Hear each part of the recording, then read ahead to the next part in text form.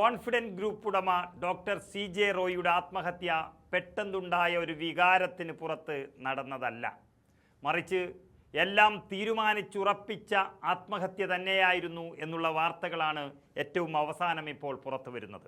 എങ്കിലും അദ്ദേഹത്തിനുണ്ടായിരുന്ന ബാഹ്യസമ്മർദ്ദമോ അല്ലെങ്കിൽ ദുരൂഹ ഇടപാടുകളിൽ ഭാഗവാക്കായതോ എല്ലാം പുറത്തറിയാൻ കർണാടക സർക്കാർ ഒരു അന്വേഷണ സംഘത്തെ നിയോഗിച്ചിട്ടുണ്ട്. റോയിയുമായി ബന്ധപ്പെട്ട കേസിലെ അന്വേഷണം കൂടുതൽ പേരിലേക്ക് എത്തുമെന്ന് അതുകൊണ്ട് തന്നെ ഏതാണ്ട് ഉറപ്പായി കഴിഞ്ഞു. അതുപ്രകാരം റിയൽ എസ്റ്റേറ്റ് മേഖലയിലെ റോയിയുടെ അടുത്ത ഇടപാടുകാരെ ചോദ്യം ചെയ്യാൻ പ്രത്യേക അന്വേഷണ സംഘം തീരുമാനിച്ചു കഴിഞ്ഞു.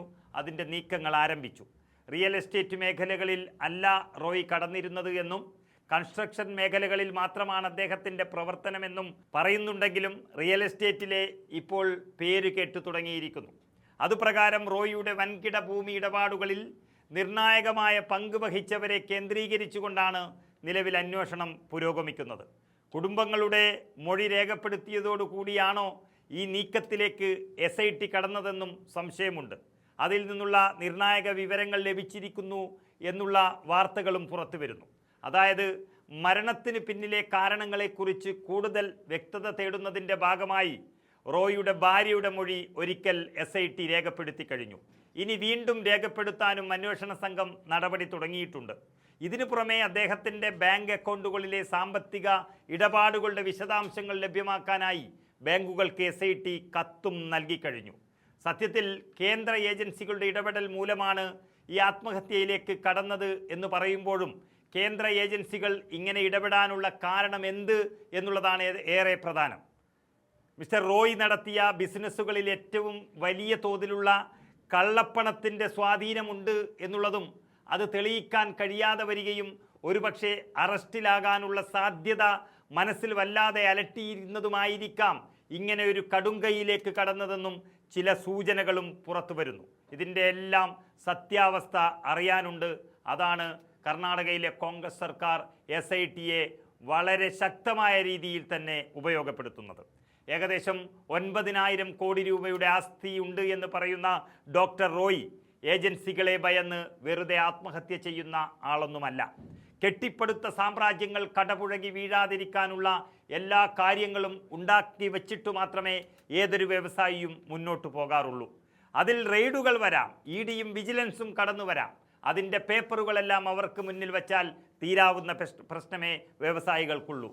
അതുമല്ലെങ്കിൽ കണക്കുകളിൽ വൈരുദ്ധ്യമുണ്ടെങ്കിൽ കർണാടക ഉപമുഖ്യമന്ത്രി DK ശിവകുമാർ പോലും 100 ദിവസം ജയിലിൽ കിടന്നിട്ടുണ്ട് EDയുടെ അന്വേഷണം കൊണ്ട്. അതിനുശേഷമാണ് പുറത്തു വന്നത്. ഇന്നിപ്പോൾ ഒരു കേസ് പോലും ഇല്ല എന്നാണ് അറിയുന്നത്. അങ്ങനെ എല്ലാം സഹിച്ചും പൊറുത്തും കഷ്ടപ്പെട്ടും വിജയം കൈവരിക്കുന്നവരാണ് വ്യവസായികൾ എന്നിരിക്കെ അന്വേഷണ ഏജൻസികളുടെ ചോദ്യത്തിന് മുന്നിൽ ഡോക്ടർ റോയ് പതറിയതെന്തിന് എന്ന ചോദ്യമാണ് പ്രധാനമായും ബാക്കിയാകുന്നത്.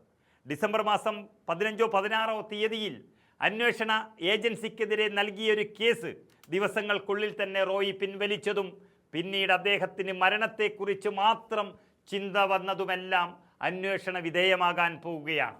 അങ്ങനെ സത്യം തെളിയുമ്പോഴാണ് റോയ് എങ്ങനെ എന്തിന് ആത്മഹത്യ തിരഞ്ഞെടുത്തു എന്ന് വ്യക്തമാകാൻ പോകുന്നത്.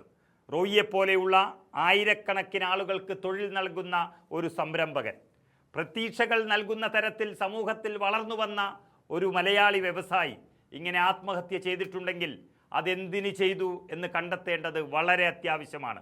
അങ്ങനെയുള്ളൊരു അന്വേഷണം കർണാടക സർക്കാർ പ്രഖ്യാപിക്കുകയും അത് അതിവേഗം പുരോഗമിക്കുകയും ചെയ്യുമ്പോഴാണ് ചില പ്രധാന സംഭവങ്ങൾ പുറത്തു വരാൻ പോകുന്നത്. അത് നൽകുന്ന സന്ദേശം ചെറുതല്ല. ബിസിനസ് കള്ളത്തരമാണെങ്കിലും അത് BJPയോടൊപ്പം ചേർന്നാൽ നടക്കുമെന്നും അതല്ലെങ്കിൽ മറ്റൊന്നായിരിക്കും ഗതി എന്നുമുള്ള പൊതുവെയുള്ള ഒരു ധാരണ കൂടിയാണ് കൂടുതൽ തെളിവുകളോടെ പുറത്തു വരാൻ പോകുന്നത്.